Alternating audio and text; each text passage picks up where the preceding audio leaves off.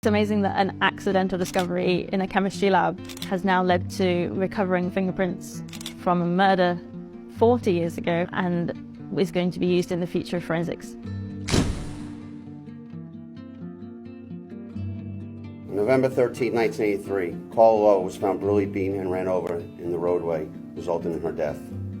With the recent advancement of technology, we were able to obtain fingerprints from a piece of evidence that was left at the scene.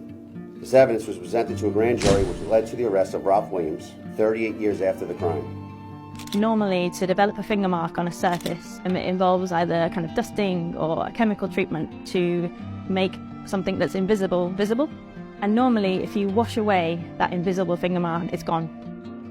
I am Beth McNash, a laboratory chemist for Foster & Freeman. The recover process, because it relies on the corrosion signature, so something that's left behind when you touch a metal surface. Even if you wash away that finger mark, you can sometimes get it back anyway, and that's kind of what's special about the recover system. Not only can you develop those natural finger marks that are still present, but invisible to the naked eye, but you can also retrieve those kind of invisible fingerprints that have gone. The recover itself as an item has only existed for the past 4 years. It was kind of invented accidentally, as the best things are, at Loughborough University by Roberta King and Paul Kelly. They actually were doing just pure chemical research. They weren't actually trying to do fingerprinting research, and they actually were getting frustrated because they kept developing finger marks on the inside of their glass equipment. The fingerprints will develop kind of blue-black on the surface, and then once it's finished, you're able to lift the lid, remove your samples, and you can photograph them. One thing recover's being really heavily used for at the moment is cold cases, and that's because a lot of evidence, metallic surfaces, bullet casings, knives for example, have been left in cold case storage for years and years. They can now go through, and maybe the old processes they've already tried didn't work, but maybe recover will.